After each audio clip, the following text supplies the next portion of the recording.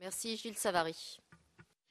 Oui, bonjour cher Jacques Delors et merci de nous consacrer cet échange précieux. Bon, je le suis, c'est bien connu, je suis très défiant vis-à-vis des nationalismes que je considère comme étant en général guerriers et donc très pro-européens, mais je voudrais m'associer assez curieusement à ce qu'a dit Jacques Miars. Je suis très inquiet personnellement de la divergence franco-allemande. Vous disiez tout à l'heure économique, vous disiez tout à l'heure si ça avait été que moi, il n'y aurait pas 17 pays dans la zone euro, mais j'ai le sentiment que c'est les deux plus grandes économies au plus grand impact macroéconomique qui sont aujourd'hui en divergence. Et je me pose la question de savoir si c'est tenable effectivement longtemps. Donc je me pose cette question en préliminaire et je vais aborder le sujet qui m'intéresse, c'est le sujet du marché intérieur.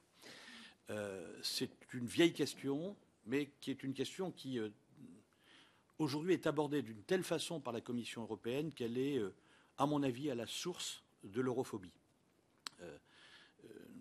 Le marché intérieur produit une sorte de petite guerre civile sociale intérieure dans bien des domaines où l'on démantèle des pans entiers de nos économies tout simplement parce que la concurrence est sociale et que, par exemple, sur le transport routier, comment supporter dans le cabotage routier intérieur des salaires qui sont à 80% plus inférieurs aux nôtres, comment brutalement soumettre les économies à de telles concurrences intérieures qui sont contre nature par rapport à l'idée européenne. Normalement, c'est être plus fort par rapport à l'extérieur. Ça n'est pas s'auto-détruire socialement.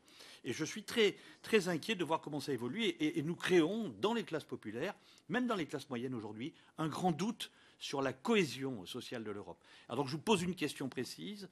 Je sais très bien qu'on incante tous Europe sociale, mais que tout le monde est autocentré, que personne ne souhaite ou n'envisage que ce soit autre chose que son modèle social qui s'impose aux autres.